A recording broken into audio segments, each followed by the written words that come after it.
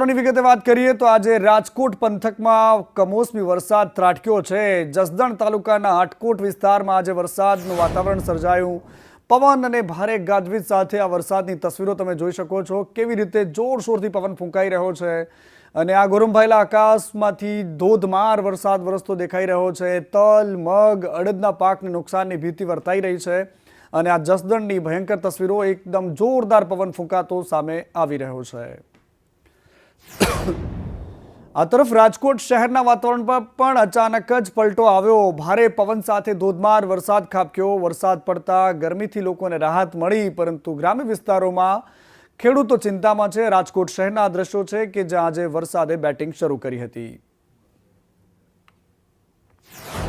આ તરફ રાજકોટના ગોંડલના દ્રશ્યો અમે તમને બતાવી રહ્યા છે કે ગોંડલમાં પણ કેવી રીતે ભારે પવન ફૂંકાઈ રહ્યો છે। કાળા ડિબાંગ વાદળો સર્જાયા છે અને આ ચારેકોર વરસતો વરસાદ છે। રીબડા, રીબદળિયા, વાડધરી અને મેઘણીમાં વરસાદ વરસ્યો છે। એની સાથે સાથે વાડધરીની સાથે મેઘણી ગામના ખેતરોમાં પાણી ભરાયા છે।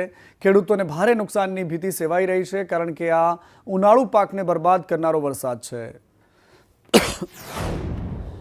હવે તસવીરો મોરબીના ટંકારાની છે। મોરબીના ટંકારામાં પણ જોરદાર પવન સાથે વરસાદનું ઝાપટું જોઈ શકાય છે। ટંકારાના લજઈ સહિતના ગામડાઓમાં આજે વરસાદ વરસ્યો છે।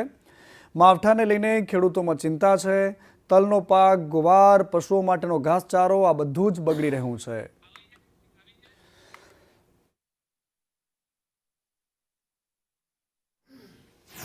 આ તરફ વલસાડના અંતરિયાળ વિસ્તારમાં નદીઓમાં ઘોડાપૂર આવ્યું છે। આ વગર ચોમાસે આવેલું નદીમાં પૂર છે। ધરમપુર મહારાષ્ટ્રની માન નદીમાં નવા નીરની આવક થઈ છે।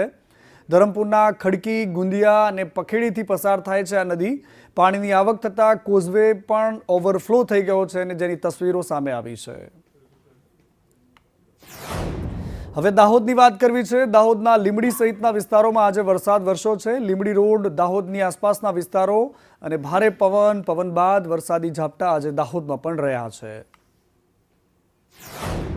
ડાંગની તસવીરો મારે તમને બતાવી છે। આ ડાંગના દ્રશ્યો છે કે આજે ડાંગમાં પણ ગાજવીજ સાથે વરસાદ વરસ્યો। સાપુતારા, આહવા, સુબીર અને પાદલખડી ગામ છે જ્યાં આજે વરસાદ વરસ્યો છે। શાળાના પતરાઓ પણ ઉડી ગયા છે। આ પ્રકારનો આજે જોરદાર પવન ફૂંકાયો છે।